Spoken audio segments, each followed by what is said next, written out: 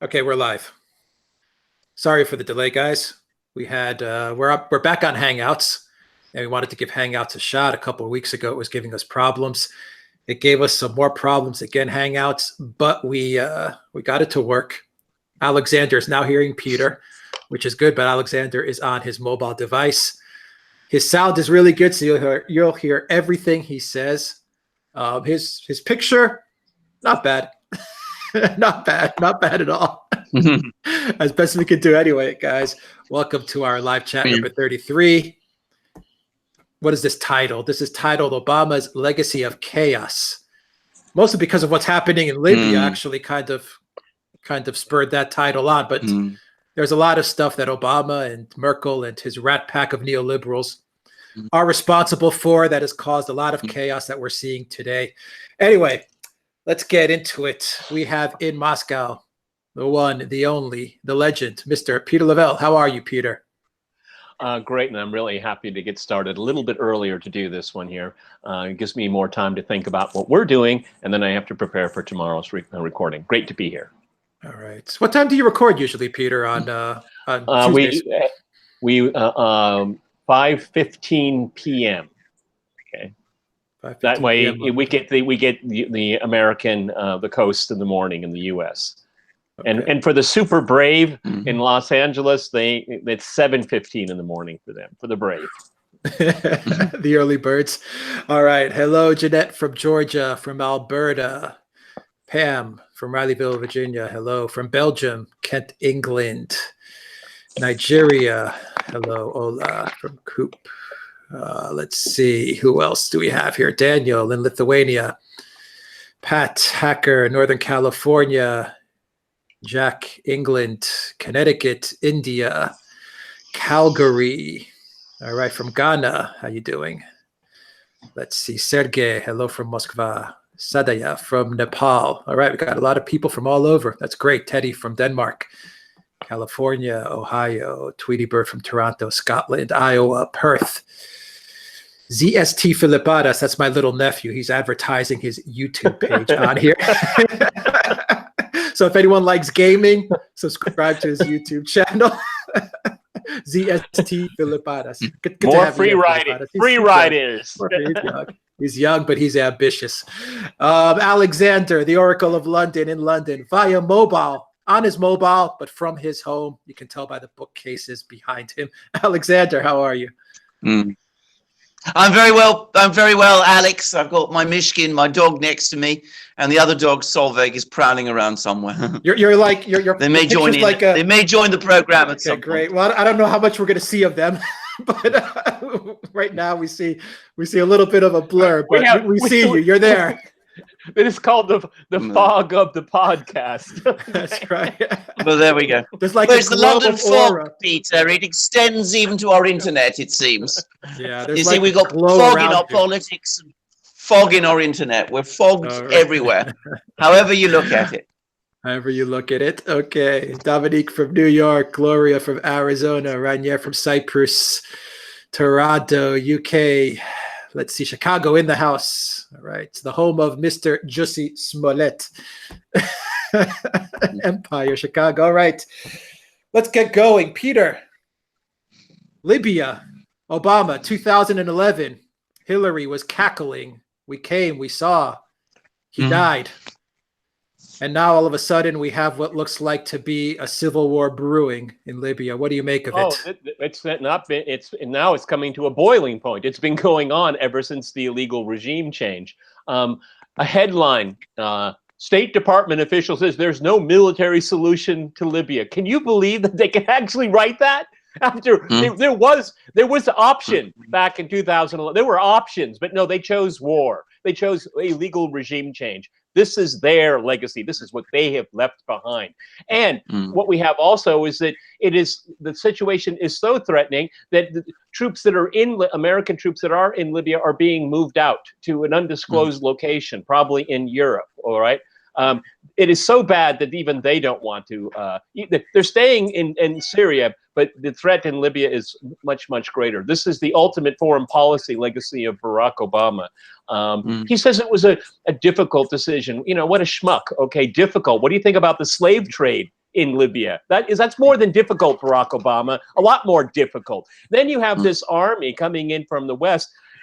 But this general, he's an American citizen, okay? I mean, you can't make this stuff up, okay? He's an American citizen. He's basically been a CIA asset after he had a falling out with Gaddafi. Now he's back in business here. You can't make this stuff up. But remember, there's no military solution for Libya. You've got to be kidding. I'm watching my language.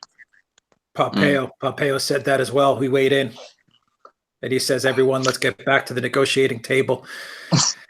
Alexander, as I was actually watching RT, Peter, Alexander, and they had videos way back when with Cameron and Sarkozy.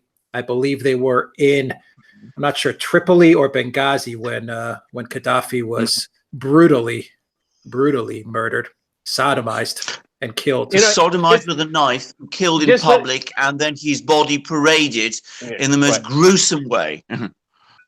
Gruesome way. I just want to point out here is that I did numerous programs on Libya, numerous. But now when I want to do a program and go back to the guests that we had, none of them, nada, zero, want to come on because they all justified it. And they know I have the video. I'll say, well, this is what you said in 2012. But they won't come on because they're cowards. They're cowards. Yeah. All right. Yeah. My position has never changed on this. Okay. No. Now you have all the Brookings Institution, all these people. You know, they're trying to finesse it somehow. All right. You know, it's just absolutely, and of course, because Trump is in office, they don't even know what logical side to take because they're ideologically blind by their politics. I'll shut up. Go ahead, Mercouris. Yeah, Alexander, I wanted to get to you because I wanted to kind of tie it into it's Cameron, it's Sarkozy, Merkel, Trudeau. After Sarkozy, it was Hollande. This is you know, I call it the Rat Pack, the neoliberal Rat Pack. And, you know, those videos watching Cameron and Sarkozy kind of bring it home as to what these guys did to the world. And we're seeing it now in 2019. Absolutely. Now, can I just say, for me, Libya is a very, very big issue because it was more than any other single thing, the thing that got me into writing on international politics. I was absolutely furious at the time, and I had my own personal blog, and I did a gigantic piece about the Libyan war. This was just after Gaddafi's government had been overthrown. I think before he was killed, or very soon after he was killed, in which I went through the whole story of it, the absolutely awful propaganda that was spewed out, untrue, malicious propaganda about how Gaddafi was supposed to be carrying out massacres, giving his troops Viagra tablets. I also discussed in detail the corrupt practices in the UN Security Council and how UN Security Council resolutions was distorted to justify a regime change campaign, which has done massive damage to international relations. Now, at the time, back in 2011, I thought that Cameron, especially Cameron, was the person who had been driving this whole thing. I also, of course, was aware of Sarkozy's big role, and it must be remembered that it's now been established, I think fairly conclusively, that Sarkozy became president of France because he got financial backing from Gaddafi's government. They subsidized his election campaign, so he turned on them in this gruesome way. But what I think we've now also learned is an awful lot more about the American story. And certainly Hillary Clinton was deeply involved. But we now know that these corrupted UN Security Council resolutions, which was so distorted that one of them, the one that gave the pretext, the get out clause that was used to launch this terrible regime change war, was largely written by Barack Obama himself. So when you talk about the Rat Pack, and we mentioned Sarkozy and Cameron, it is very important to understand not only that Obama was himself responsible for this war because he was the president of it, but he had a much bigger role in instigating it and carrying it out than he wants people to know today. So he talks about it being his mistake. he was actually not just mistaken, he was there right in the middle, driving it, writing the resolutions, speaking to President Zuma of South Africa to try to get him on side. And he bears not just responsibility for what happened, but also blame for it too. And it's the usual story with Obama. All sorts of terrible things happened when he was president. He's very, very careful to hide his traces. But if you actually drill down and look at the facts very closely, you find that it goes straight back to him. Leading from behind. That's where we got that phrase. It was not leading from behind whatsoever, okay? I mean, yeah. NATO didn't, you know, NATO is a Potemkin village, okay, militarily speaking, without the United States and Turkey. But it was the United States that was leading very much ahead, and it came right out of Hillary Clinton's State Department, and Barack Obama put his stamp on it. All right, and we have to remember history clearly. This was a fundamental mistake by then President Medvedev to abstain on those United Nations security resolutions. It was a big foreign policy error on the part of Russia. Yes, one which the Russians have never forgotten, by the way, and which explains an awful lot about their policies ever since and about their actions in the Security Council. What the Russians say is we were made fools of then, we will never be made fools of in that way ever again. And from now on, there is no trust between the US and Russia in the Security Council, and the Russians will never give the Americans any longer the benefit of the doubt on any subject. Peter, take us into what you think was going through Medvedev's mind. I think why did he not do anything there? Okay, we have to remember the history here. If the two United Nations Security Council resolutions were pitched as a right to protect, to protect. And that was basically to make sure that the civilian populations were protected because of the propaganda that the mainstream media was. I mean, the stenographers again at the New York Times and Washington Post just believing what Hillary Clinton's State Department said. And it was basically to make sure that civilian populations were protected, a no-fly zone. But the no-fly zone, folks, I'll tell you what it really means. The aggressors have planes, but the people trying to defend themselves don't, all right? And that's how you create a regime change. We're going to talk later, hopefully. There's Pompeo and Bolton are thinking the same thing again for Syria, Seriously, okay? That's it's in the cards again. Believe it or not, after all this here. So the Russians were fooled. They were naive. And they paid a price for it. I mean, and well, actually, the world paid a price for it because we'll never get even if it's a real meaning. And I can't think of a scenario right off the top of my head where you would all would want a no-fly zone because you don't trust the U.S. and its allies because they abused it. It was these resolutions were not for. They did not put a stamp of approval for regime change. That was not in the resolutions, and NATO took it as that, and America leading as usual. And this is what we have right now. It is just such an abomination. Go ahead, Alex. I'd go further than that, Peter. The Americans and the Western powers actually lied. They lied to the Russians. They lied to the South Africans. They said to the Russians and the South Africans, these resolutions do not authorize regime change, and that is not our objective. They actually told the Russians there will be no regime change. And then as soon as those resolutions were passed, within days, I think with even a day actually, I mean, the time frame is incredibly small. Obama, Sarkozy, and Cameron published an announcement, a public statement, in which they made it absolutely clear that their objective was regime change, because they said there is no possible way of protecting civilians in Libya whilst Gaddafi is the president of Libya. So they took the resolutions, which they told the Russians does not authorize regime change, and they distorted the meaning of those resolutions to say that it authorized regime change, even though they had promised the Russians that that was not what they would do. It was a straightforward lie, and we should call it that. You know, we should also remember, as in the case with Syria and the case with Libya, before all this nonsense started, there was no Al-Qaeda or Al-Qaeda affiliate-like groups in Syria until the West got involved in supporting outside proxies. In Gaddafi's Libya, there was no Al-Qaeda, no Al-Nusra, nothing like that. And it was because of the forced regime change, illegal under international law, they came.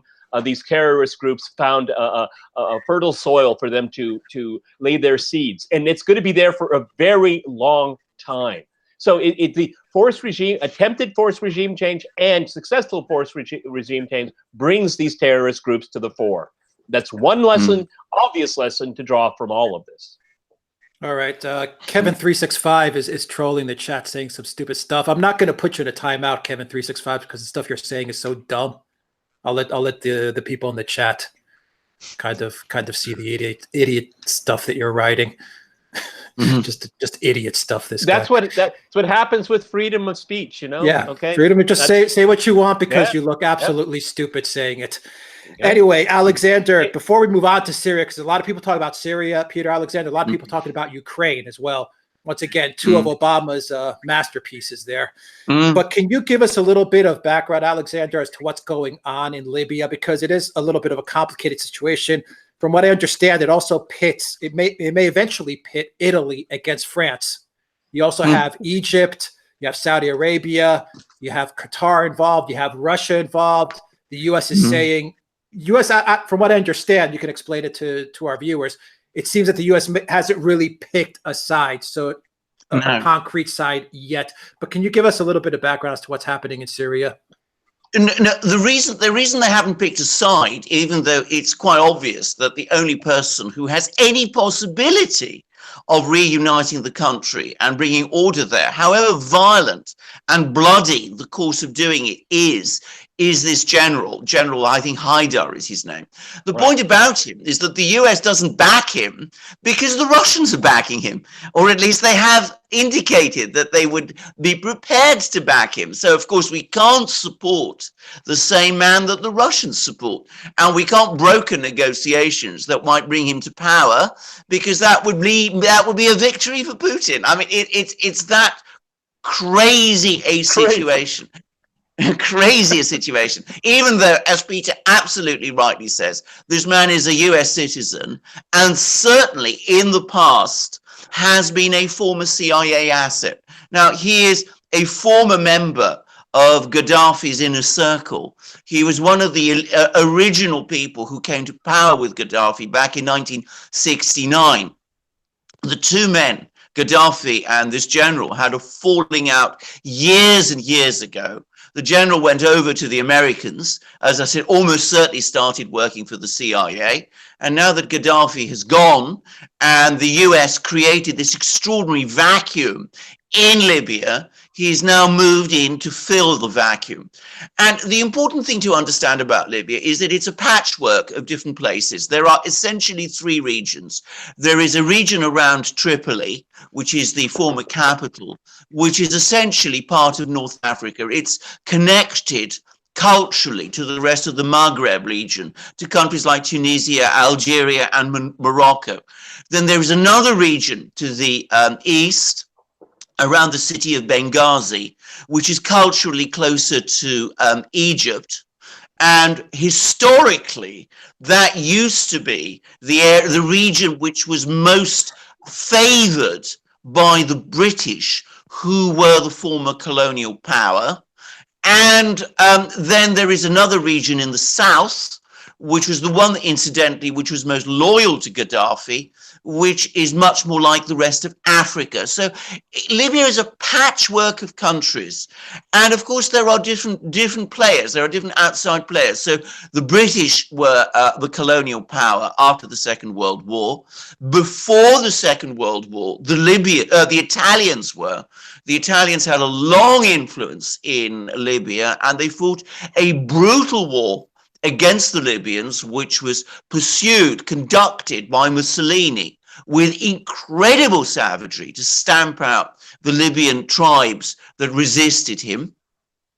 And of course, we also have the French, who are interested in Libya because of these major oil supplies and because it is also a large country that adjoins many countries in West Africa, which are Francophone and which are aligned to France. So you have all these outside players. You have the Italians, the French, the British, because the British are there, despite what people say, the United States, which is interested in the oil supplies, and of course you have the Russians. You got everyone. Everybody is contesting this conflict. You've got different religious groups. You've got Al Qaeda is definitely there and very well organized. You have the Muslim Brotherhood. Al Qaeda or the affiliates connected to it are aligned to a great extent with Saudi Arabia and the United Arab Emirates. There is also the Muslim Brotherhood, which is backed by Qatar. And so there's that conflict between Saudi Arabia and Qatar, which is also playing out. And of course, you've also got a separate militia based in the coastal town of Misurata, which is very antagonistic to Tripoli, and which was the militia that murdered Gaddafi so brutally back in 2011. And so you've got all of these different players coming together. You have this outside general who was a former member of the Gaddafi regime, who's now pulling the various elements of that regime back together again. And he is struggling to put Libya together under his rule in a way that will possibly restore something of what had existed before under Gaddafi. But of course, he's doing it for his own personal reasons, because he wants to be the leader of Libya. And of course, he's doing it with great violence. But that's this incredible, awful mess that the United States, Obama, Hillary Clinton, Sarkozy, and Cameron, with Angela Merkel's permission, all created. And we have seen this disaster there. We've seen the country, which was the richest in Africa, become almost its poorest. And we've seen it become a massive entry point for the huge refugee and migrant floods that are now pouring into Europe, with the Italians, who are on the front line of receiving all of that, also concerned about it also. So I'm sorry if this is a rather long explanation of a very complicated situation in Libya, but I think I've tried to explain it as best I can, and I will make my own personal view clear, which is that no outcome that perpetuates the status quo is a good one. And if this general violently manages to put the country back together in some form, however bloodily that is done, that is a better outcome than keeping it as it is in the state of chaos in which it is now. But see, but that's exactly what Gaddafi did. I mean, I think essentially there's 7, 8, what we could call tribes of Libya, and he was able to negotiate through enticements, through threats, in some cases brutality, to create some kind of stable system. Now, anyone that knew anything about Libya before all this knew that. And it was a regime based on a person. And Alexander Mercouris just gave us a wonderful masterclass. I'm going to watch it again later. Okay, take notes. Because he put all the pieces together. And this is why Libya is in such a disaster. So when the West attempts a regime change, if it's a country with weak institutions and it's based on the force of a personality, and well, no one denies that Gaddafi was a real personality and a powerful one, and would use threats, and he would use force to keep the status, the balance that he aimed for, which turned Libya into the richest country in Africa. So this is a regime change that was thoughtless, as usual, and not understanding the law of unintended consequences. And Libya is a textbook case. Now, in the case of Syria, you have something very, very similar. But because of this proxy civil war, this internationalized proxy civil war, institutions have actually gotten stronger in Syria to make it a much more viable place. That's a juxtaposition to what we have in Libya. All right, Peter, and Peter, you're taking it to where I would like you to take it. Actually, the conversation, get into Syria and also tie it into Ukraine. And I say that because I remember, I don't know the year that Putin made the speech. To be honest, I'm not sure where. Maybe it was in the UN actually, where Putin kind of blasted Obama, and he said the famous lines. I'm paraphrasing. He says, "Do you realize what you've done?" Yeah, wasn't that the Munich conference? Yeah, no, it was the United Nations. It was the United Nations General Assembly meeting in 2015. 2015, where I think no one could have said it better. Where he said, "Do you realize what you've done to the world?" And then the next month, Russia started its invited military operation in Syria. Okay, so get into move from Syria, move from Libya to Syria, and what Obama did in Ukraine. We have a lot of questions, Peter, on Syria. Well, and I mean, I think we have to throw in Turkey here if we want to talk about Syria, because things are coming to a head right now. Essentially what we have here is we have Pompeo and Bolton blackmailing Erdogan, and he's not a person you should blackmail, frankly. Okay, the guy loves the bazaar. Okay, he knows his assets, he knows his worth. He knows his geographical location, okay? And because of the feckless attitude that Donald Trump has vis-a-vis leaving Syria, Erdogan is losing his patience. Look, he didn't do too well in local elections over the weekend here, okay? He needs to bolster his standing. And he invested a lot of capital into his Syrian venture, which is illegal under international law. Let's not forget that. But with the Americans staying there, essentially the Pompeo and Bolton are basically it seems to me they want to go back to start all over again with regime change, and the Erdogan is saying, I have no role in this because you promised back in December you're going to get out of Syria, so a buffer zone could be created. And which I don't think is really a bad idea, because it would give time for the Syrian government to actually sit down seriously, knowing what facts are on the ground, and start dealing with the Kurds, the problem that Erdogan is most worried about. So this is a very dangerous time. Also, I encourage everyone to go to Zero Hedge. Is a very frightful article about destabilizing Lebanon. This is part of the mix as well. All right, this is all these pieces are related to each other. Essentially, what the U.S.'s position is that they want they want Hezbollah. Look, get the logic of this. The United States, what 5,000 miles away, wants Hezbollah, a political party in the Lebanese government of long standing, genuinely popular. They poll extremely well in every single election. Even Christians, Lebanon's Christians, vote for Hezbollah, and that's a fact over and over again. They want to get Hezbollah out of the government. That will destabilize the government. And the rumor mill is that they're looking for a false flag.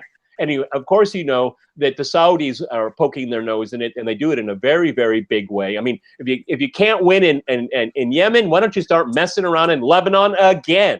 So all of these things here are connected. What they want is Bolton and Pompeo are thinking in broad brushes right now, and a lot of it has to do with their mind on Iran. Okay, these guys think they're playing three-dimensional chess, but I mean they're basically playing with fire, and they're cajoling, they're threatening, and this whole mess with Turkey buying a Russian military hardware, and basically Erdogan is saying, "You want me out of NATO? Do you really want me out of NATO? The second largest military in NATO after the United States." And Erdogan has, with great degree, had developed a rapprochement with Russia. So when there are peace talks about Syria, they're either in Tehran, they're in Sochi, and Erdogan shows up to these. Kazakhstan, he shows up to these meetings, which it makes the U.S. angry. But Erdogan, like I said, don't try to blackmail this guy, because he knows how to play his cards. He doesn't always play them well, but he knows how to play a game. And can we talk separately about Ukraine? Alexander, do you want to jump in on what I had to say? Yeah, if Alexander, you want to jump in, and Alexander, there's a super chat from Valley. Yes, thank you, Valley, for your super chat. And Bradley Oakland sent a super chat, said Pompeo is live right now. So Pompeo is probably giving a press conference right now, live as we speak. Yeah, the world, and he's got lots to say. Because he's also been talking about sanctions against Russia, by the way, on the Skripal affair and on all sorts of other things. So we'll see what he says. But I'm glad you brought up Ukraine, because, of course, this is all part of the continuum of policy that really took found its full force under Barack Obama's government. Because what the United States does increasingly, and it did it very much under Obama, is that it took countries, Libya, Syria, Ukraine, which had internal problems, major internal problems in some cases, and political systems which are perhaps not very functional, but nonetheless sustainable in their own terms. And it destabilized and destroyed them, creating enormous violence in the process and spreading chaos. Now, Peter may remember, I once said this in a crosstalk program where I said that, the Romans, it was said of them that they made a desert and they called it peace, and the Americans make chaos and call it freedom. And this is what they did in Ukraine. They took a political system which was very corrupt, very only very partially democratic, but did nonetheless function in a kind of way, and as part of a grand geopolitical play. And we have to go back to certain things that Hillary Clinton was saying about her wanting to stop the development of the Russian-led Eurasian Economic Union, which she absurdly said was an attempt to re-Sovietize Eurasia. I mean, crazy stuff. We saw the United States move very heavily into Ukraine, back certain people, sometimes very violent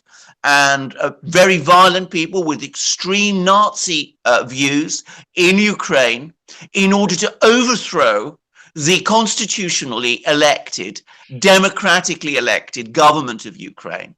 And what was the effect? The effect was political chaos in Ukraine, a violent conflict in eastern Ukraine, the secession of Crimea from Ukraine, far greater corruption in Ukraine than had existed before, and a collapse of the state, essential collapse of the state, with the rise of violent right-wing and Nazi armed militias, and an economy that has spiraled downwards.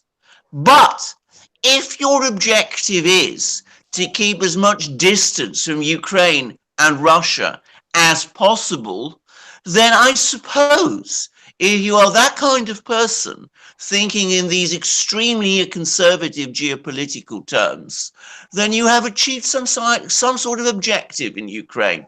Because it is quite true that before 2004 especially, but even in 2014, the potential for Ukraine to move forward in partnership with Russia existed, and now that potential has been put back.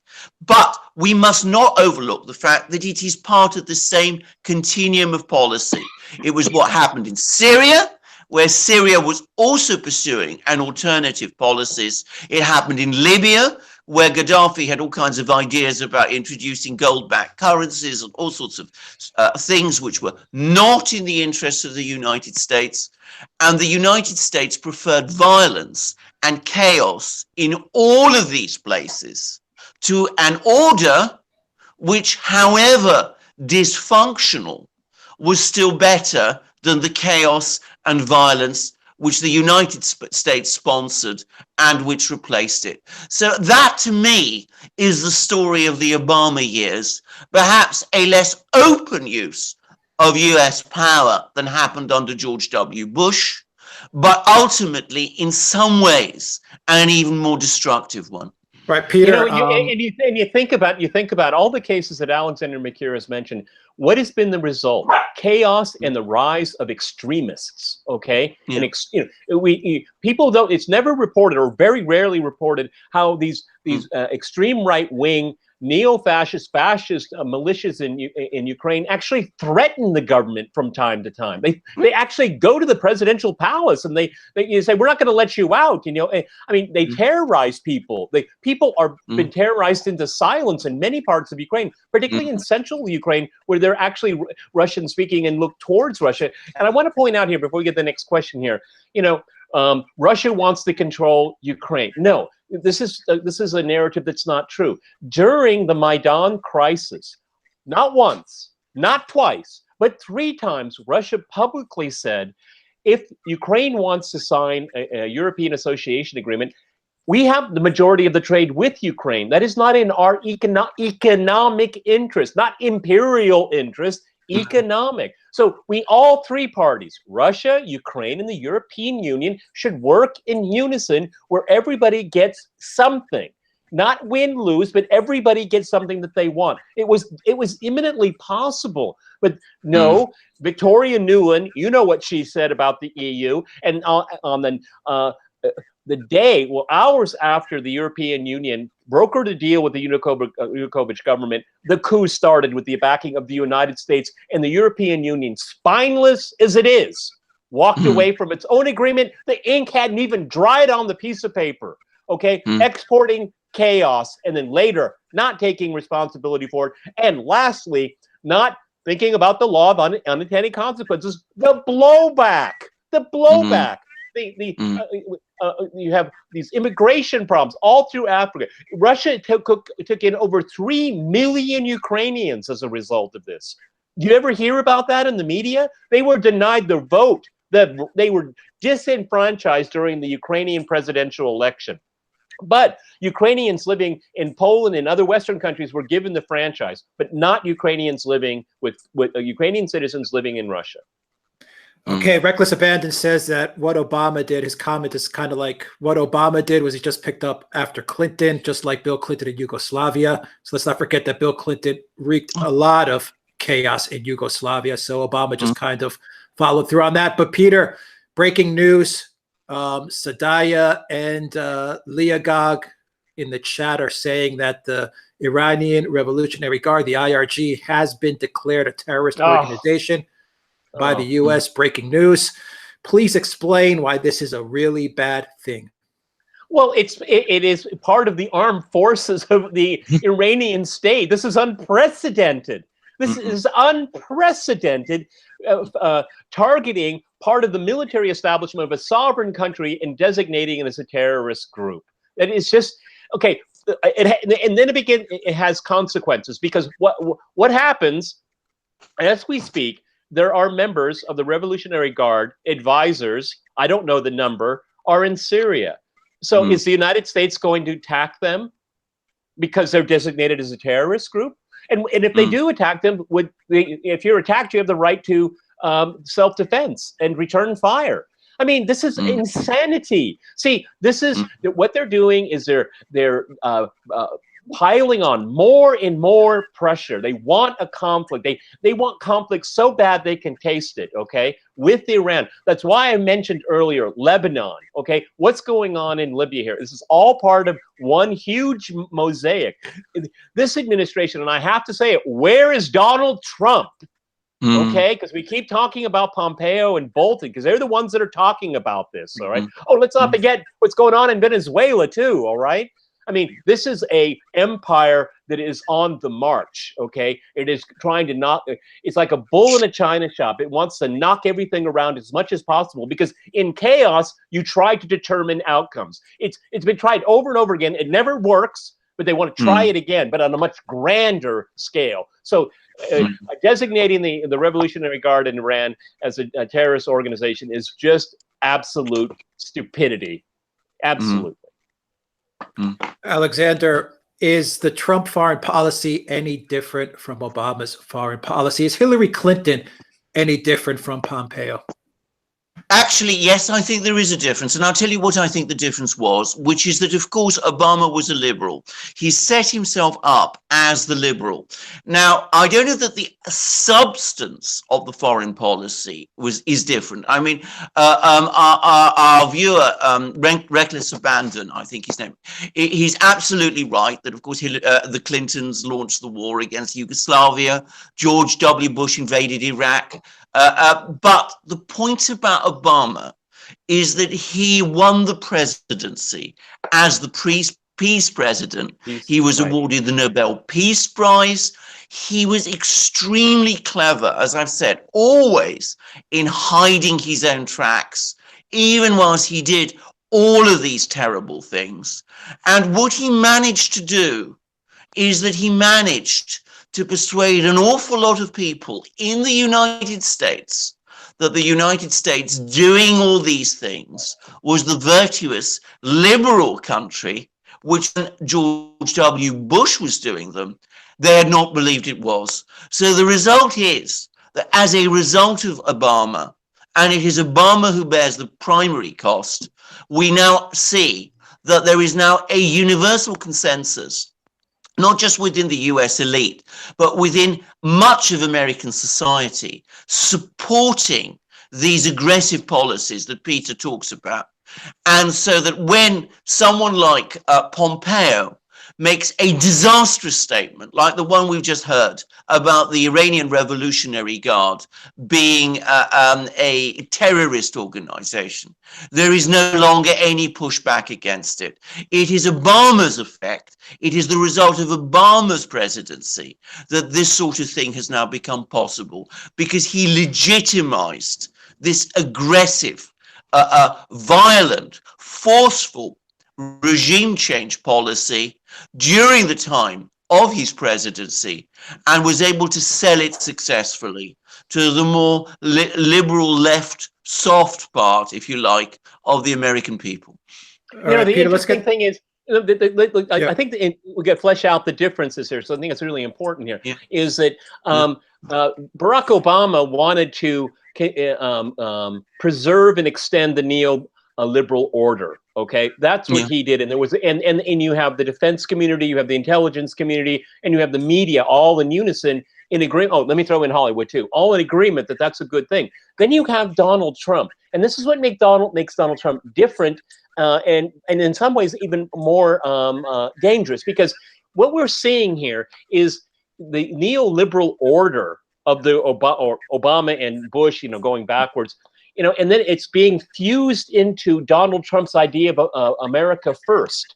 And that's why you have the tensions with allies over trade and all of that. See, that's a very good point. For the neoliberals, they want to, even though there are problems, they want to smooth them all over and be a monolith, okay? Because the Washington consensus, what they've always wanted is to replace the United Nations, because the Security Council is so pesky for them, okay? So they have their Washington consensus, which is the real power in the world, and it's headed by the United States with no competitors and no naysayers. But Donald Trump, is fused in his own particular understanding of what he thinks is in America's interest. And this is short-circuiting a lot of things, because they're not always compatible. Look at Trump's attitude towards trade. And he looks at NATO as a transactional thing. He doesn't look at it as part as a ideological thing. Has Donald Trump ever really said anything ideological? I don't think so, except for maybe his Warsaw speech, which was interesting about Western civilization, which was attacked left, right, and center. They didn't listen to what he had to say. I thought it was a fascinating speech. No president had ever spoken like that since the Second World War. So the differences here is that you have the neoliberal order that has broad consensus, and then Donald Trump comes in and says, no, you have to tack on, you have to fuse in my ideas. And that's why you get a lot of these, it's like being, the ship of state is not steady, okay? Because when Trump does say something, particularly when it comes to trade and those kind of things, he has a lot more sway. When it comes to the dealing with North Korea, they snap it away from him. I mean, actually slap him in the face, okay? you have to be maximalist, which of course is not what a negotiation is, okay? And then with trade with Europe. See, the neoliberals will say, well, let's just, let's suck it up, I mean, okay, maybe the trade deals with Europe isn't the best, but, the system is more or less working to our advantage. And Donald Trump is saying no, and that's where you get the tension. Yeah, let's get to some super chats. Peter, E. Ray Riley would like to know, when will Russia open the railroad side of the Crimea Bridge over the Kerch Strait? I want to be one of the first to ride the train from Moscow to Crimea, just to stick my thumb into Pompeo, John Bolton's, and the UN's eye. Well, maybe we'll do a live chat from on that train. Okay, I think it's by the end of the year for sure. By the end of the year, I mean, you go to RT and type in the bridge's name, and they have this time sequence. The rapid building. It's really cool looking. Okay, yeah, I mean, I think by the end of the year for sure. Okay, Alexander. Yeah, go on, Alex.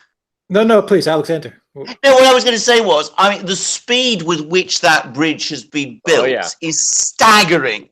I never expected it, and I know hardly anyone who did. Alex, remember when Obama said Russia doesn't build anything? Remember that? Well, indeed.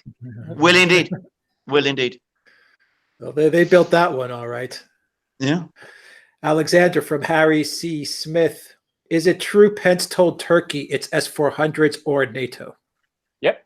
Well, I think what he did, in fact, was, I mean, it refers to a series of quotes, and he didn't put it in quite that black and white terms. He said, either Turkey goes along with the S-400s, or it sticks with this wonderful alliance that has achieved so much, that's been so good in this world for so long. So it is the implication, that was the implication of what he said in his tweets. It wasn't quite the words that he used in his tweets. And can I just say, I mean, it's certainly the implication, and as Peter says, a ridiculous, empty threat, a nonsensical bluff, because first of all, there is no legal mechanism for expelling a country from NATO.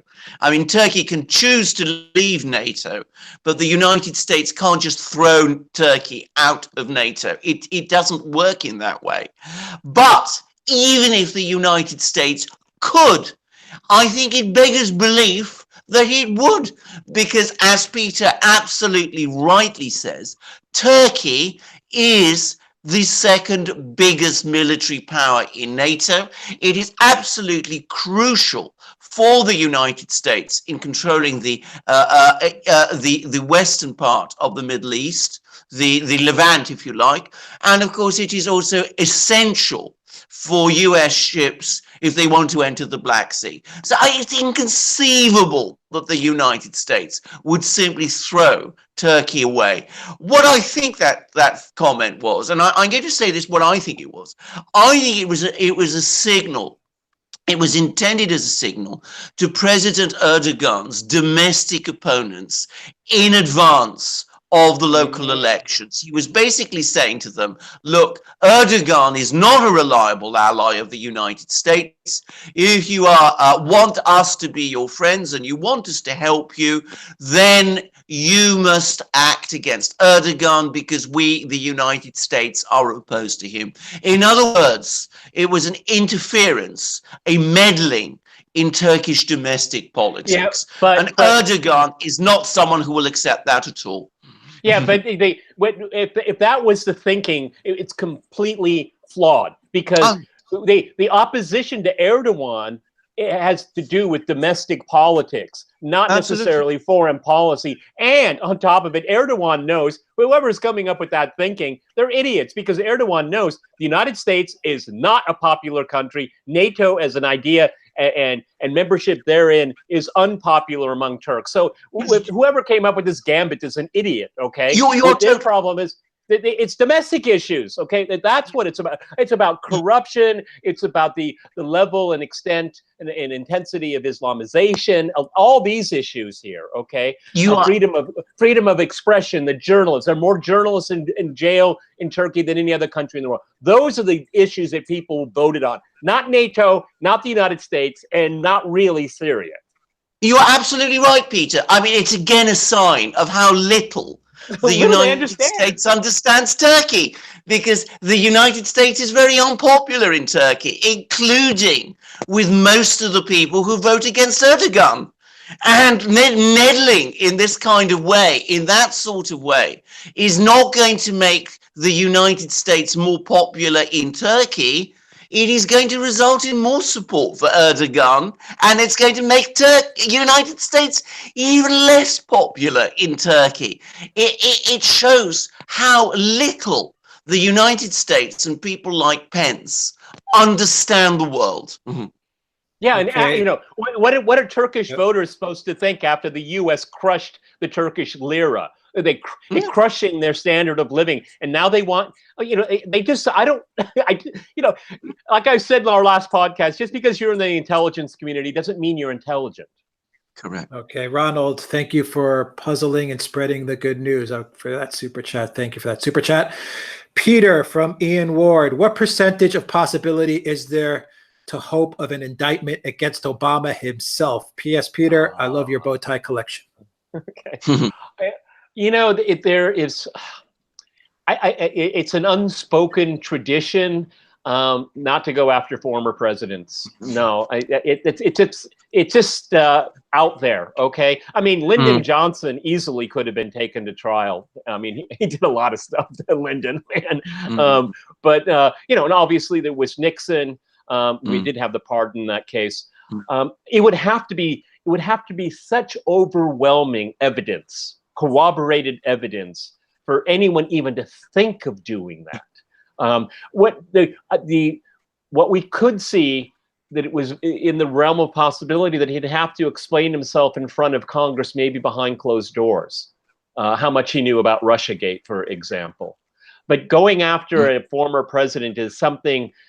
I don't even know if Sean Hannity would be for that. Okay, I just don't think there would be the will for it. I mean, the will would be to get the Peter Strzok's and the Lisa Pages and the Bruce Orrs and the Comeys and the Brennans and the Clappers. Okay, because they actually were the shakers and movers. I mean, Barack Obama maybe just nodded his head. Okay, and considering how wily this guy was when he was president, he always made sure nothing touched him. I'm sure he put those mechanisms into place as well, where it would never be that close. Maybe Ben Rhodes would actually tell the truth for a change. Okay, remember how he told, I think, the Atlantic magazine, how the administration lied to the media and think tank world about the Iran deal. He was open about it. That's where we got the term "the swamp."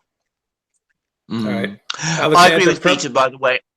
You're gone. I don't think we're going to see Obama indicted, but that doesn't mean we shouldn't ask questions about his role. And I think if we ever found out the truth, which we should do, then I think is possible, then I suspect that his reputation, such as it is, would be extremely damaged and perhaps destroyed, because I think he played a very, very big role behind the scenes in the whole Russiagate thing. Yeah, so but indictment, no, but exposure, yes.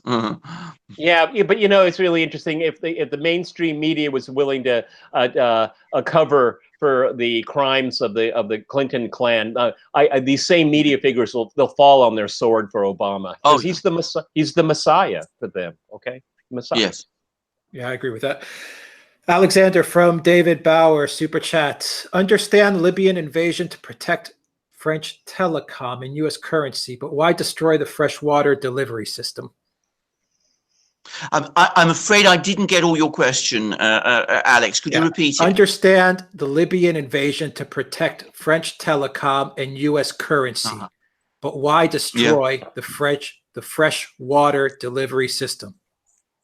Well, why indeed? I mean, there is so much violence and so much chaos that I find it very difficult to explain the whole thing in any rational way. I can understand some of it, but I have to say, frankly, that it seems to me that the disaster that was wreaked upon the Libyan people is inexcusable. And perhaps we should not try to analyze it too deeply, because if we do, then I think we end up almost rationalizing it when it was ultimately irrational. Yeah, I mean, the thing is that what these types of operations. I mean, it was interesting if you looked at the years and years of bombing of the United States bombing and its allies in Syria. They didn't bomb, they didn't try to, from what we know of, assassinate Assad, but they would destroy infrastructure. So that's what that's where we get the term failed state. You destroy it as a functioning state. You don't necessarily, in the case of at least Syria, to destroy the political structures, okay? But you destroy everything else, so there would be an uprising. In the case of Libya, that is the worse the better. That's always what they want, and they don't think in nuanced ways. You know what they do? I mean, and I've talked to military people. They have menus of targets and many layers of them. They have their category A, category B, C, and they go down. And of course, the power grid, that's the first to go. Boom. Okay. In the telecommunications, probably second. Boom. And then as they go through all of the targets, what do we got left? Hey, we got the waterworks. Okay, let's go for that. That's how they think. Because by the time they were done with Libya, there was nothing left to bomb. Really. All right. You mentioned power grid, Peter. So here's a question about NATO and South America and Venezuela from Valiant B2. NATO at 70, now expanding to South America. Colombia joining in 2017, perhaps. Brazil talking about it. If Venezuela is attacked either, would they invoke Article 5? Well, if they're part of NATO, this is like comic strip foreign policy these days. Look, NATO is desperately in search of a reason to exist. So and the only way it can continue justifying its existence is to expand. And so I don't know how many people in Brussels actually take this seriously. I think all what they're hoping is that waiting for Trump to leave office so they can go back to their imperial norms. All right. So and on top of it, more and more publics. I mean, it was last summer, I think it was, very competent polling of Germans. The majority of them say they want the Americans to leave. The war has been over for 70 plus years. I mean, why are you still here? And with the exception of the Baltic republics and like Poland, the hostility to Russia on the continent is a lot less, okay? And so NATO knows, the NATO leadership knows that Russia isn't a compelling enough threat to spend a lot more money on, okay? I mean, it's easy to say Russia is our adversary, and then they say, well, we're going to increase your taxes by 30%, and we're going to cut Medicare for you, okay? No, it's not that threatening, okay? So what you do is you bring in other members and you keep churning it about. So NATO will say, well, the world needs us. We're the premier defense organization of the world. So people want to join us, all right? And that they would be happy for that, okay? Also, what the United States wants to do is, again, I've mentioned it already in this podcast, if you continue to expand NATO, I mean, throw in Japan, throw in Australia, throw in New Zealand, and then you have South America, then you basically have created a mini or a miniature version of the United Nations that the U.S. runs. So they don't need to go to the United Nations Security Council in New York to talk about solving a problem. What they do is they get their NATO friends from around the world, all around the world. I mean, that's what they want to do, and they want to sideline it, and then all decisions will be made in Foggy Bottom, okay, or in John Bolton's mind, okay. So, I mean, that's the advantage from NATO's point of view, is that expansion gives us a reason to exist, and the risks are a lot lower in the sense that no one in Europe wants to fight a war with Russia, and Russia certainly doesn't want to fight a war with Europe, okay. So, in the meantime, let's keep expanding. Alexander from AJ, could you please touch upon the connection between Obama and the deep state and the new meetup between Obama and Angela Merkel? Is Obama still a figure to count on? That is in the international arena. Yes, of course he is. I mean, otherwise Angela Merkel wouldn't be meeting with him. I mean, they weren't just meeting to gossip and to have tea together. I mean, they are discussing politics and they're discussing big political issues. Certainly, he is a major political figure. He is a major political figure within the United States, and he is still working in the United States to try to build up the Democratic Party in order to replace Donald Trump in the 2020 elections. I mean, I think it's only today or yesterday that he was criticizing the way the Democrats are going about picking their candidates. So of course, Obama is a political force, and there is no question at all that under Obama, the security and intelligence agencies in the United States gained an extraordinary amount of power, just as they did in Tony Blair's Britain, incidentally. He relied very heavily on the intelligence agencies. He made sure that the intelligence agencies were staffed by people who were close to him. And of course, we saw how they acted, in effect, on his behalf and on the Democratic Party's behalf during the Russiagate scandal.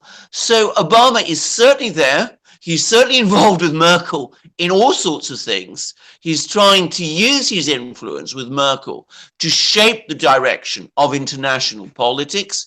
And he continues to use all the very extensive influence he has in the United States to ensure that Donald Trump isn't re-elected in 2020, and to perpetuate the policies, the neoliberal policies, which he served so zealously whilst he was president. So the connection our questioner has made between Barack Obama, Angela Merkel, and what I think should be rightly called the deep state in the United States, in Britain, in Germany, because all these countries have deep states and they're all connected with each other. It's definitely there. That connection is definitely there. I think something really quite obvious with this meeting here is that Angela Merkel is just sticking her finger into Donald Trump's eye, because she knows that Obama is his button, okay? His button. All right, and the fact that they met and it was made public and all that, it's just Merkel's done. Everybody knows that, and so this was just one of her ways of snubbing him one last time. Okay, Barack Obama's influence when it comes to like foreign affairs is zero. Okay, I mean, she's probably asking him, what are the chances the Democrats are going to come back to power? Okay, because the Germans will want to calibrate or have an option here. And I would agree. I mean, Barack Obama, when he makes up his mind who he will support among the nominees, it's meaningful. It really is meaningful, okay? Because he is the Messiah president that the media, when he gives the nod, the media will throw their resources and attention behind the anointed one, okay? That's how it's going to work. They're not going to look to Hillary Clinton. Everyone knows, has any common sense, that she's just as divisive now as she was then, okay? Absolutely. She's toxic, all right? Barack Obama, on the other hand, he's probably one of the only people right now that can tell Hillary to cool it, to calm it down, all right? For the unity of the party, okay? So, as far as Angela Merkel is concerned, it was just her way to take a snipe at Donald Trump. And I think that's pretty obvious. Okay, Peter from Saju. Neocons can't start a major war with Trump in power. They need to offset the economic collapse and reset the dollar. Do you think that Trump is going to meet a fate like JFK? I certainly hope not. No matter who is in the office, I don't want to see something like that happen. And if they knew the deep state was involved, I mean, it would tear the country to pieces. Okay, absolutely. See, the problem with these people, we've said it so many times, but it needs to be stressed, is that, these figures in the media, the deep state, the establishment parts of both parties, they don't understand the attachment the middle America has to Donald Trump. They don't understand it, okay? Because they don't understand the Trump voter. And so, and this is a perennial problem, and it's going to get worse as we get to 2020. So I certainly don't want to see that happen. I've said it many times on these podcasts. If Donald Trump is to be impeached, fine. If it's done legally and there's a consensus within the Congress that that is what's necessary, then fine. I don't have a problem with that.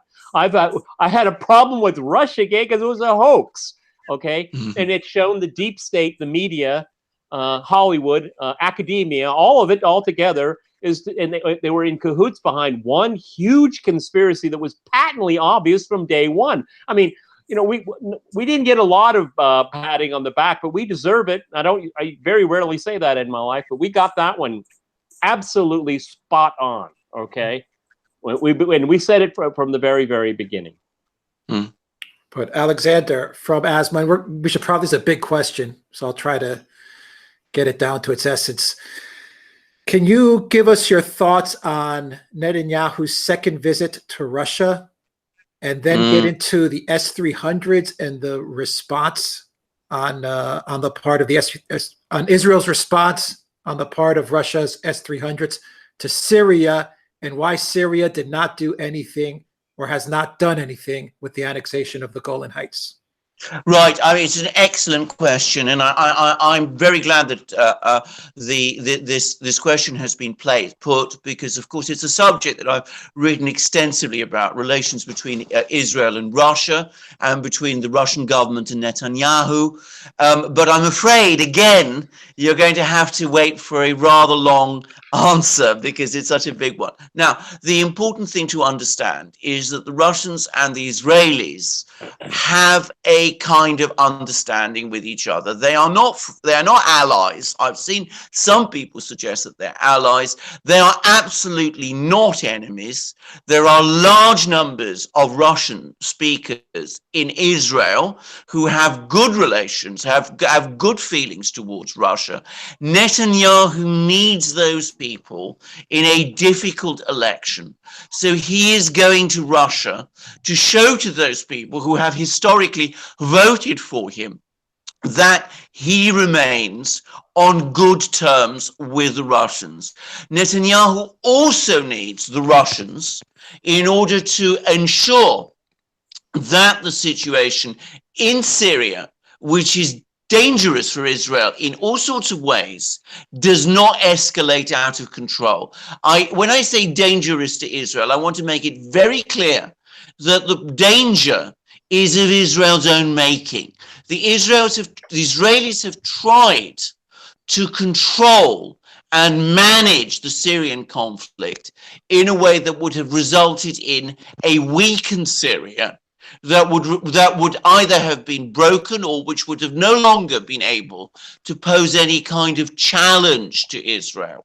What they have ended up with as a result of this war is a stronger Syria with a better army, with more advanced weapons than it had before, and, as Peter said in an earlier part of our program, much stronger institutions than it had previously. So from the Israeli point of view, this Syria is a greater challenge than the previous Syria, and the Israelis want the Russians to help them ensure that that Syria does not become too much of a challenge to them. From the Russian point of view, what the Russians want is they want to work with the Israelis because they do not want the Israelis and the United States to use their military power to stop the stabilization of Syria that is ongoing. So they want to contain the conflict between Syria and Israel to the extent that they can.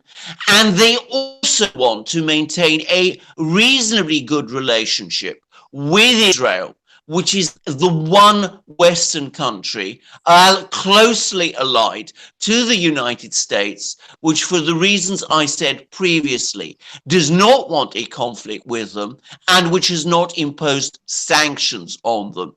It is a very complex, a very, very carefully thought out relationship in which the two countries understand that they can benefit from speaking and working with each other and at the same time understand and are prepared to manage the very real differences that exist between them in order to prevent the situation escalating in ways that would be dangerous to both. Now, as for the S-300 missiles, I have explained this many times, so have the Russians. Those S-300 missiles are not there in order to prevent Israel carrying out raids in Syria. They are there to protect Russia's red lines. Russia's red lines, which the Russians have spoken about on many occasions, is no interference by Israel or any other power in Syrian military operations against the people the Russians define as jihadi terrorists, no Israeli actions that endanger Russian lives, and there are plenty of Russians in Syria, and no Israeli operations that endanger the existence of the Syrian government. So long as the Israelis accept and abide by those red lines, those S-300 missiles will not be used. The reason those S-300 missiles were deployed was because back in the autumn, Israel went beyond the red lines. It crossed the red lines when it carried out an air raid in northern Syria that resulted in a Russian aircraft with Russian personnel being shot down and killed. And the Russians immediately reacted by sending the S-300 missiles to Syria in order to enforce the red lines. Again, a complicated answer to a very good and very complicated question.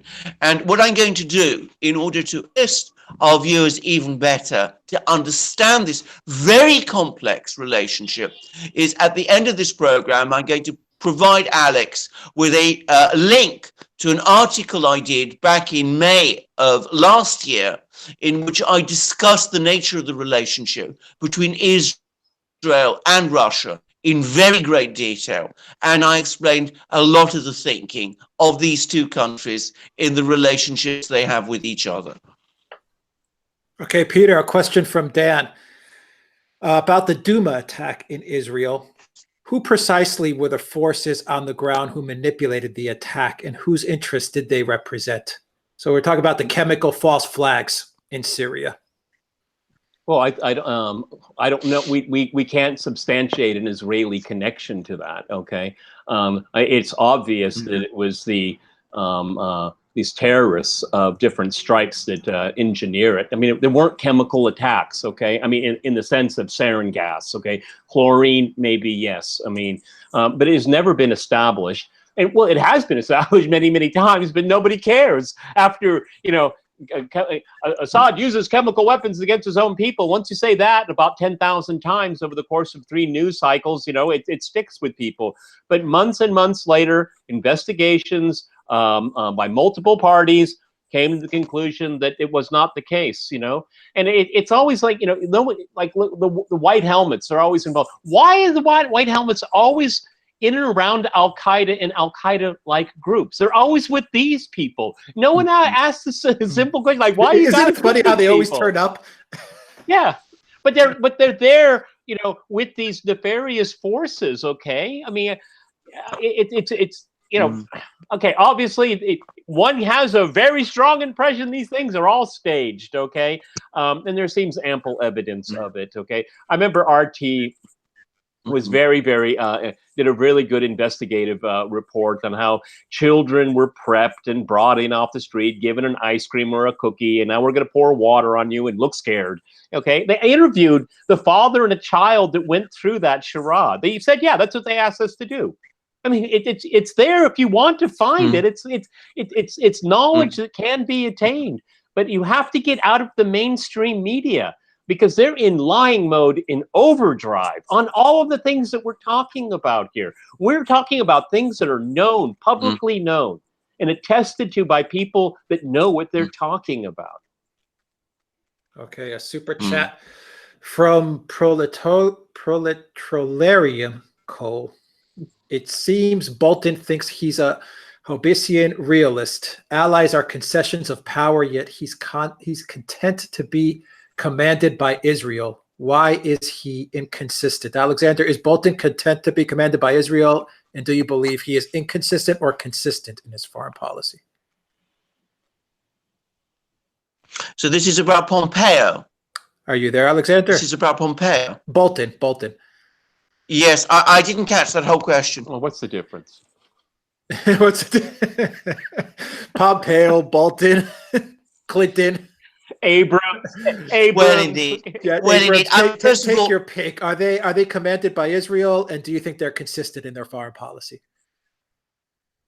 well, first of all, can I just say, I mean, I don't think these people are realists in any sense. I mean, what they are is that they are obsessed with US power and the use of US power to achieve certain objectives. Now, one of those objectives is that they want to make Israel as powerful as possible in the Middle East. Now, why they are so hooked to Israel? Well, partly there are domestic political factors involved, because, of course, the Jewish voters and evangelical voters are a major political force in the United States. There are also ideological factors, undoubtedly, because so much of the neoconservative movement seems to be focused around Israel and its needs, and these people basically are neoconservatives. But I also think that there are geopolitical factors. I think Alexander Mercouris should log off and try to log back in, because I think we're losing you a lot, okay. Alexander. Yeah. Okay. I'll try again. Peter, do you want to pick that up on Bolton and his consistencies or inconsistencies? Well, I think they're consistent in their worldview. I mean, it sometimes is very difficult to define, but in terms of ideology, but there's no doubt that they are in pursuit of power. And their pursuit of power, they will not let anything get in its way, like international law or treaties or agreements. And that's what makes them particularly dangerous, because the United States is the only country in the world that can act that way with impunity. The entire General Assembly every September votes on supporting Palestinian statehood, and it's the United States, Israel, and then 4 or 5 island countries of the Pacific, that vote against it. But everybody else does, okay? But everything remains the same, okay? So they're in pursuit of power, and in the way like Pompeo and Bolton deal with, even with allies, nominally speaking, Turkey. I mean, there's no finesse there. There's no subtlety. You do it our way or no way. We were just asked a question about the relationship between Israel and Russia. It's been very, very complicated. But number one, they say we have to have a relationship. Number two, we must not be enemies. Number three, we're not going to agree on everything. I mean, that's normal kind of give and take diplomacy. It kind of makes sense to me, doesn't it? No, but the U.S. and through different iterations of presidents, it's basically our way, or you're going to face a lot of problems. You're going to get threatened with sanctions. Your companies and your CEOs are going to be put on lists, no flies, no flying, and all these kinds of things that they throw at people. But that's not a very nuanced way to deal with problems. Okay, even in Venezuela, the Maduro government has even said publicly, we are open to a third party, a disinterested third party, to come and talk about the ongoing political crisis very calmly. All right, but no, you must go. Well, no, I was elected president. Okay, my people want me to stay. You're the one that's trying to get rid of me, but I'm even willing to talk to you. I gave the case of Ukraine in 2014. Let's sit down and talk, the 3 different parties, and see if we can negotiate. Look what the tireless effort that the United States, Russia has been involved in finding peace for Syria. And every time they get close to something, 2 major ceasefires were blown up by the U.S., literally blown up by the U.S. So Pompeo and Bolton, they don't understand this realm. The U.S. doesn't have any diplomacy anymore. It has threats, bribes, lies, That's how it works, okay? It's not very sophisticated. It's really mafia-like. It's a form of bracketeering. American foreign policy is a form of bracketeering. All right. We got Alexander Mercouris back. We got him on. We'll see how his picture is and how his sound is. we'll try to power through this. We'll try to go maybe another 15, 20 minutes and try to power through this. This was you there, Alexander Mercouris? Can you hear us? Absolutely. Well, I can hear you clearly. Can you hear me? We can hear you. We see a fuzzy picture of you, and I can't hear him at all. Yeah. Well, we'll just power through the last 3 super chats. And Alexander, I'll give you some Brexit questions that we have. But I won't be able to hear. I won't be able to hear. Go ahead. All right. Let's see. We have from It Was All a Dream. All 3 of you guys do an amazing job. Thank you for giving us an unbiased view of world politics. Could you please do a separate video on positive political history? Politicians and policies and politicians. Could be an interesting video. Maybe try to find a positive spin on things. Thank you for that super chat. Let's see, from Ronald, given all the political conditions and the sound of the people, is it imaginary that there are more countries in the EU who want to get out? Netherlands, strong rise of the FVD, France. Peter, do you think there's more countries that want to get out of the EU? Well, see, this is what Brexit is. One of the most important implications of Brexit is that if one can do it, others can too. And the flip side of that is, if you're even contemplating it, Brussels will come down on you like a hammer.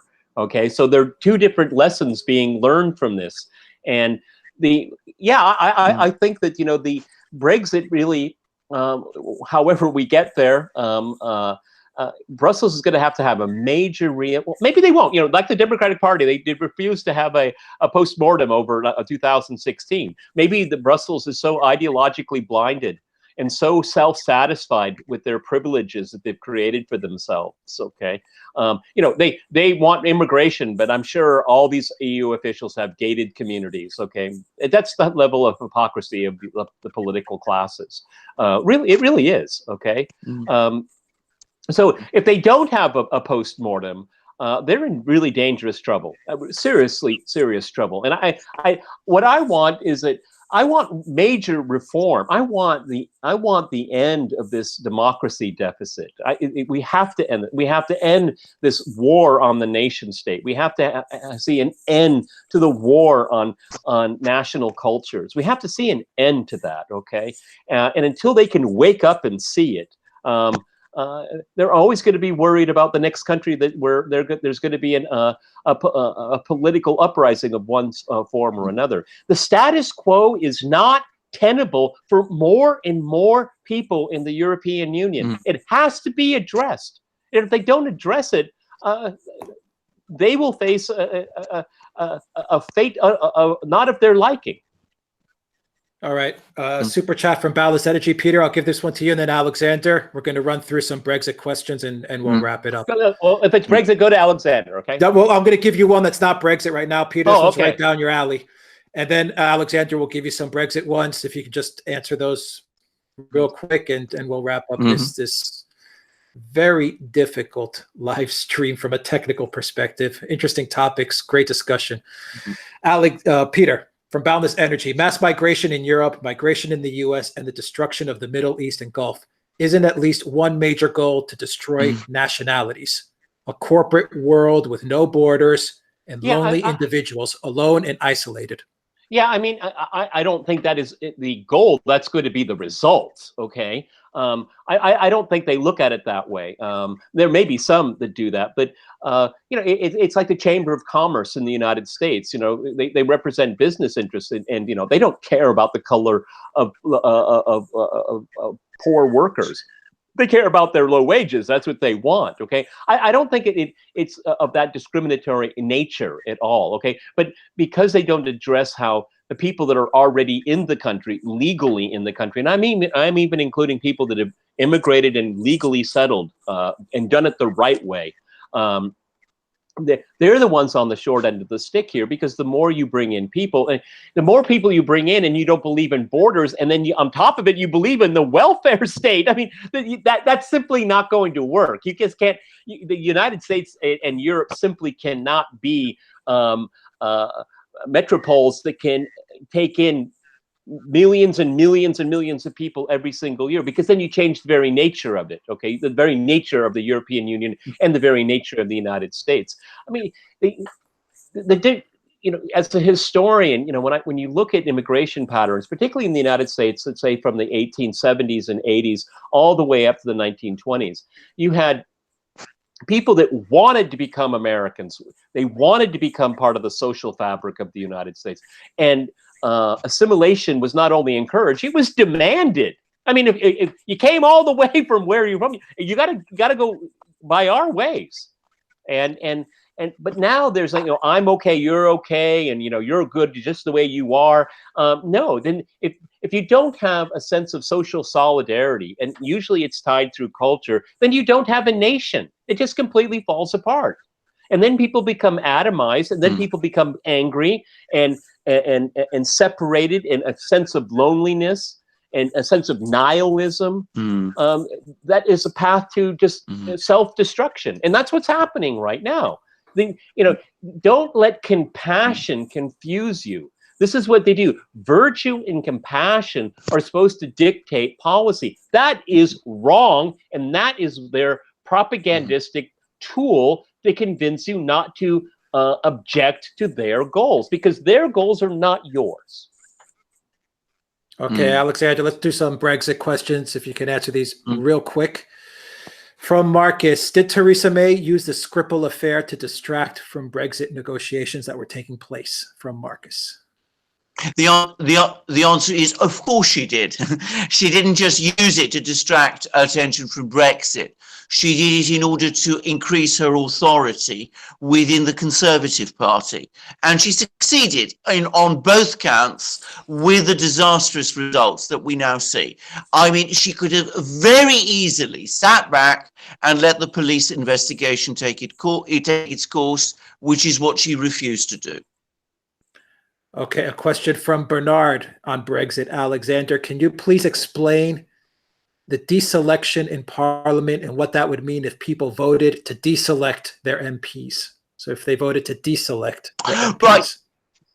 Right. Deselection doesn't mean that they cease to be MPs. It means that their parties, their local parties, have decided that they will not support these MPs as candidates for their parties in the next general election. So if we take the example of Dominic Grieve, who is a Conservative MP, if he is deselected by the Conservative Party in his constituency, he will not be able to stand as a Conservative in that constituency in the next general election. It doesn't mean that he stops being a Conservative now. Did you get that? Okay, and let's do one quick one on South Africa. Alexander, can you please talk about what is happening in South Africa about Zululand? Love your show. From Harry. Yes, this is a difficult subject, because I should make it very clear I've followed this particular movement for some time, and I have to say that I think that some of its members, at least, are definitely people that you could characterize as racists and white supremacists. Having said that, it is very important to say that the situation in South Africa now is becoming very bad. The economy has been mismanaged.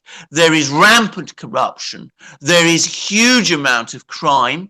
And the government, the South African government, the ANC government, is now going increasingly further and further away from the policies of reconciliation and that had been pursued by Nelson Mandela when he was president, and it is becoming an increasingly confiscatory and in some respects anti-white government in some of the policies which it is following.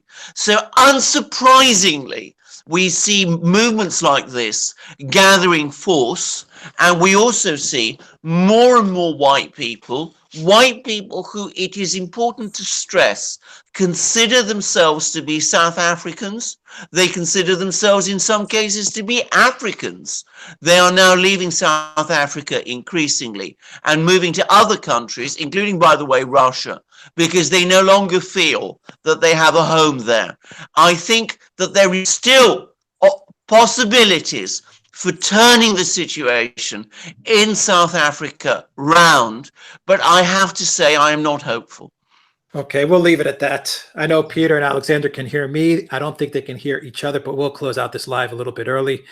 We apologize for some of the technical difficulties, a lot of technical difficulties on this live stream.